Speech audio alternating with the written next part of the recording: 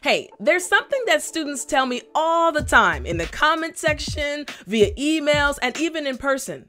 Teacher Tiffani, we can understand you so much, but how come we can't understand other native English speakers? You know, and I realized that students like you are interested in pronunciation. So I said, let me teach a lesson on pronunciation. So today, I'm going to teach you the 3 most difficult sounds to pronounce in the English language. But before I start, I need you to do something for me. You see, my mission, my goal is to help 1 billion students around the world speak English with confidence. And you can help me accomplish this goal. All you have to do is like, share, subscribe. That's right, like the video, share the video, and also subscribe to this channel. So once again, like, share, subscribe. Come on. I said like, share, subscribe. Last time I said like, share, subscribe. I'm Teacher Tiffani. Let's jump right in.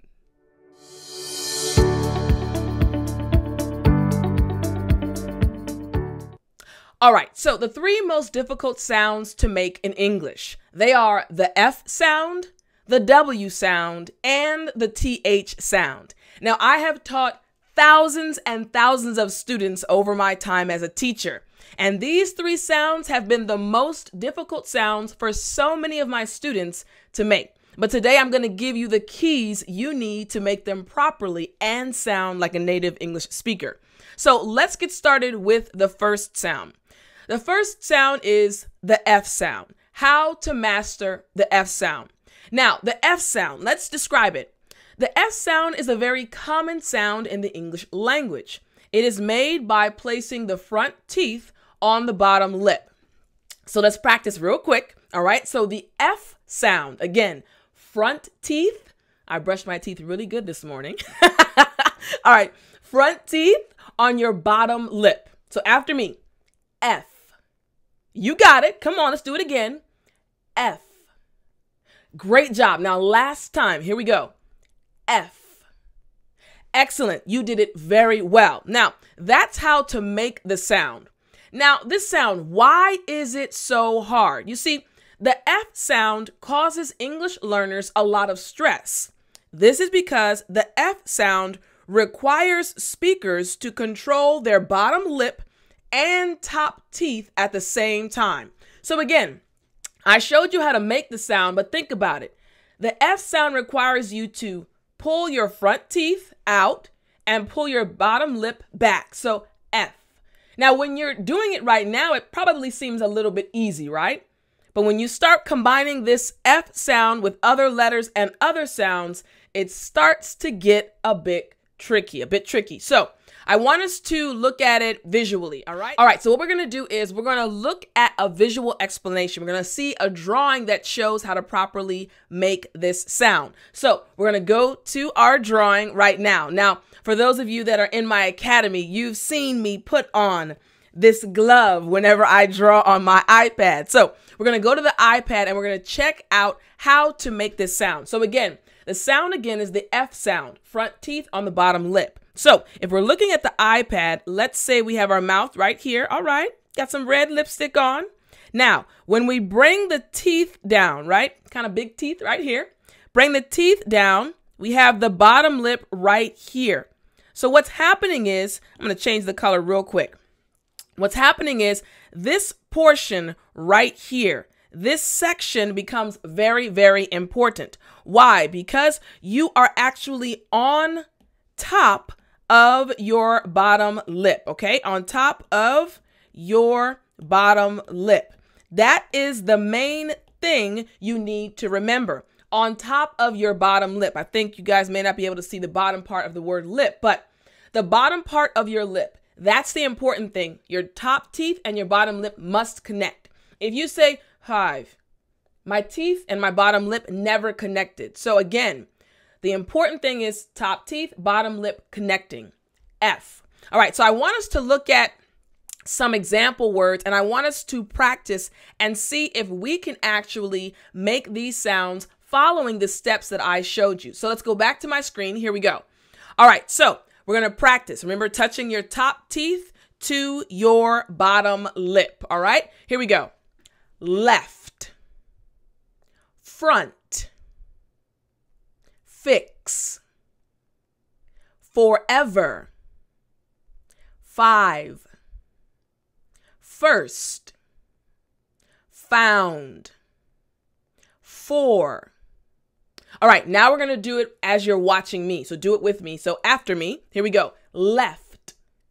Good job. Front. Excellent. Fix. There you go. Front teeth, bottom lip. Forever. Good. 5. Excellent. First. Good. Found. Good. Remember the ound. So found. Excellent. Last one. 4. Very good. So again, the first difficult sound in English is the F sound. Front teeth on your bottom lip. Now, let's continue and look at the second sound. Now, the second sound is the W sound. Now, this sound right here is very tricky. Let me describe it. So the W sound is a bit of a tricky sound in the English language. It is made by bringing all sides of the mouth in and then moving the lips up and down. So let me show you, all right? So again, it's made by bringing all sides of the mouth in, then moving the lips up and down. So watch this. W, right? W, w. So every side of my mouth is in, and then I'm moving my lips up and down. W, w, water. Wish, want. You see what happened, right? Now, why is this sound so difficult for English learners? Well, here's the reason. You see, the W sound almost seems impossible to make for some English learners. This is because the W sound requires speakers to contract almost 90% of their lower facial muscles while at the same time controlling the movement of the other 10%.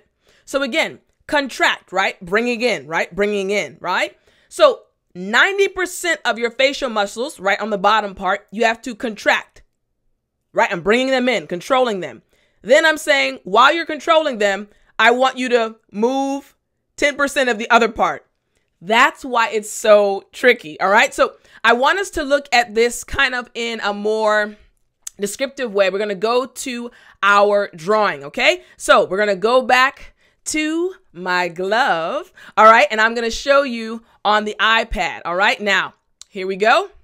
So I'm going to put my glove back on, and I want to show you some emphasis, where we're going to place some emphasis on our facial muscles. But I need to erase this first. Thank you so much for the first drawing. We appreciated that about the F sound. Now we're going to go to this one. Let's use black this time, all right? So, no. I want to stick with red, actually. Okay, so we're looking at the W. Now let's give a little bit more for this face. So we have the lips right here. Again, we got some red lipstick, right? And we're bringing the lips down a little bit, and the mouth is a little bit open, right? Let's give him a nose. All right, let's give the nose right here. All right, got a nose right here. Now, here's the thing. We're talking about the facial muscles being pulled in. So let me change the color to blue, all right? So what's happening? So right here, the muscles are going in, right? This right here. So we're pulling everything in, pulling in, pulling in, pulling in. Again, you see? Both sides, right? Even the top drops down and drops in. Now that's the focus for the sides. But something happens. Now, look at this right here. This right here goes in, right? But then we tell our mouth, we say, okay, now what I want you to do is this top portion and this bottom portion of the lips, right? I want you to do this.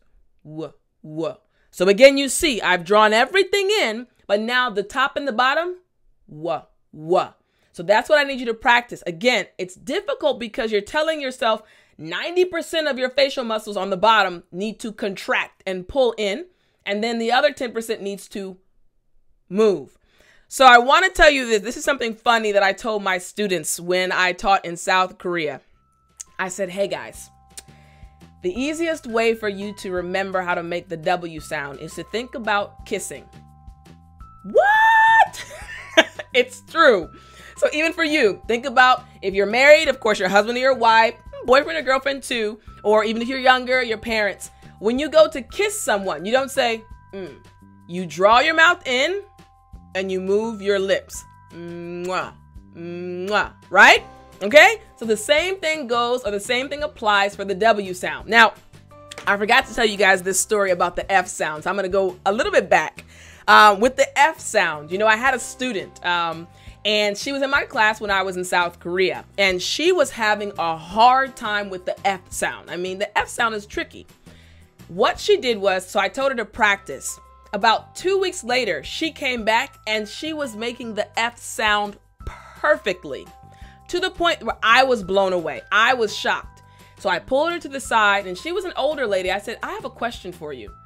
I know that you said you were going to practice, but how in the world were you able to fix your pronunciation so quickly?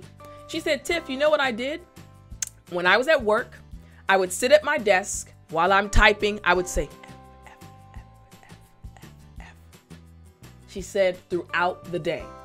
What happened was she was training her facial muscles. She was training her teeth and her mouth and her bottom lip to actually get used to that F, F, that formation of her mouth. And that amazed me. So you can do the same thing with the F sound. I wanted to tell you that story and I forgot. Now with the W sound, it was just funny whenever I taught my students about kissing, because now I do remember this story. So one day I was in class and I was teaching them a word and I was teaching them some vocabulary, and I realized that none of them were pronouncing the W sound properly. So like I say water, right? They were saying otter. I said, wait, what did you guys say? They said otter. I said, okay. Otter is an animal, right? But water, right? That's the liquid. So I said, okay, guys, everyone stop. And I had men and women in my class. Everybody stop. I want you all to think about kissing. Teacher. Everybody got real shy. Some people turned red. I said, don't worry, relax. I said, show me what you do when you kiss someone. And they were a little shy, but then one student said, I said, exactly. You see how your lips popped out like that and you squeezed in? That's how you make the W sound. And they laughed, but they started making the W sound properly. So again, you can think the same way. Again, we have 90%. Look at our drawing again. 90% pulling in and contracting, and only the top and bottom of the front of your lips moving up and down. Water, what? You see it, right? Okay, so now let's get some practice in. Let's go back to my screen and we're going to get some practice in, all right? So think about kissing and the motion you make to kiss the person you love. All right, water. Good. Where. Good. Wish. Good. Want. Good. Weather. Good. With. Good. White. Good. And finally, wait. Excellent. Now what I want you to do is repeat after me. I'm going to have you look at me at the same time. Here we go. Water. Yeah. Where. Good. Wish. Excellent. Want. Excellent. Weather. Good. With. Good. You caught that TH? Don't you worry. It's coming up. White. Excellent. And wait. Good job. Excellent job. So now we understand how to make the W sound properly and the F sound properly. Now this third sound in English, woo-wee, it is a little bit tricky. It's hard. So the third sound in English that is really difficult for many students is the TH sound. Now the TH sound, let me explain what this is. So the TH sound is the hardest sound in the English language. It is made by placing your tongue through your teeth. Now, I say this is the hardest sound to make in English because out of the thousands of students I've had, I don't remember too many of them who made the TH sound perfectly from the very beginning. Almost all of my students struggled with this sound. So the TH sound is made by placing your tongue, let me swallow and prepare, your tongue through your teeth. So again, watch. The. You see how it's kind of boop, real quick, popping out, going back in, popping out, going back in. You got it, right? So that's how you make the TH sound. But why is this sound so difficult? Well, The TH sound is incredibly difficult for the majority of English learners. This is because the TH sound requires speakers to move their tongue quickly in and out at the correct speed. Now, let me show you something. The reason I said correct speed, because sometimes students, as they learn the TH sound, they'll do this. The, right? Kind of putting too much emphasis, or therefore. It's supposed to be real quick. Therefore, the. Really kind of like popping out and going right back in. But that motion, first having to stick your tongue through your teeth and do it quickly, is very difficult for many students, all right? So now what we're going to do right now is I want to show you visually, and I want to show you the parts of your tongue, the parts of your mouth that you should focus on. So we're going to jump to my screen, and we're going to look at the iPad, y'all. All right, so let me put on my glove, and we're going to get right to it. So again, the TH sound, as we mentioned, is made by doing what? That's right. Putting your tongue through your teeth. So let's draw that really quickly. All right. Really quickly. I'm going to change this to red. All right. So again, we're drawing. Let's do a face this time. So let's say right here is the mouth. Hopefully you can see this. All right. There you go. Now what we're doing is we're going to give this individual some teeth, right? Giving them some teeth. Now what happens is the tongue, let's say this is the tongue, right? Got a big tongue. Now the tongue has to come out, all right? Has to come through, right there, through the teeth. Now let's look at the emphasis points, all right? So let's go here and let's highlight some important areas, all right? So this right here, the exit point right here is very important, but it's also important to look at the back, because your muscles, the muscles you're using right here, you're using the back of your tongue muscles to push your tongue out. But in the front area, the very front where your tongue comes through, you must put your tongue through your teeth. Your tongue must come through your teeth. That is very, very important. Now, what happens is you have to remember that this quick motion, so you're not putting your you're not putting your whole tongue. Oh, some of you may be curious. So on my tongue, there are lots of dots. It's kind of like a birthmark. My dad has it and my sister. I'm sure you're going to be curious about that. So yes, it's kind of a birthmark. All right. So you're going to have to put your tongue through your mouth, but you only need to put, let me change the color really quickly. I'm going to highlight. You only want the tip of your tongue, okay? So the tip of your tongue. Let's see, I can get this on the screen. There we go. The tip of your tongue. So not this, but this. Therefore, though. You see what happened, right? All right, so let's practice some words. Let's go and practice some words that use the TH sound, okay? So I'm going to take you back to my screen, and we're going to look at these words right now. Okay, so again, as you're studying, remember that the tongue must go through your teeth, and you need to practice this throughout the day and quietly say words. So for example, there. Next, that. Next, the. Next, they. Next, this. Thanks. Therefore. Thought. All right, now let's practice while you're looking at me. Here we go. There. Good. That. Again, out, in. The. It's kind of like air is coming out. The. Got it? Next, they. Next, this. There you go. Thanks. Good. Therefore. Excellent. Thought. You got it. Excellent job. Now, again, you can practice making this sound throughout the day, whether you're at work or at home, whatever you're doing. Now, you don't have to be loud, but you can just sit, therefore, that, thought. Practicing and giving your tongue the opportunity to kind of get used to sticking out and coming back in. Kind of like when you were a kid. We used to do that as kids, right? All right, so now I hope you guys enjoyed this lesson. Remember, I do have a part 2 where you can download audio files, listen to personal stories, and also download the PDF for this lesson. That's right. Part 2 is always amazing, and it's always available for students in my academy.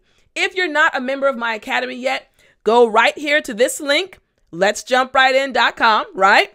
And you can join us, and you can join our family, and you can watch part 2 and have the audio files that will help you as you practice making these difficult sounds. Now, I really hope you guys enjoyed this lesson. I always enjoy teaching you guys English. Remember, my goal is to help 1 billion students around the world speak English with confidence. And you can help me by doing what? You got it. Liking this video, sharing this video, and subscribing to this channel. Guys, thank you so much for joining. I can't wait to talk to you next week. But as always, remember to speak English.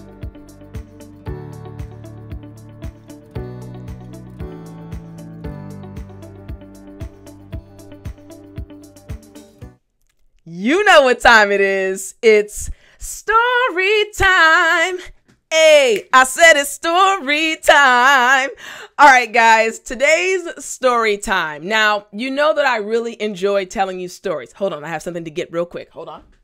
Now, you can't see it, but I got to see it. So, for today's story time, I want to tell you a real quick story about my time in Korea. So, when I first arrived in Korea, right?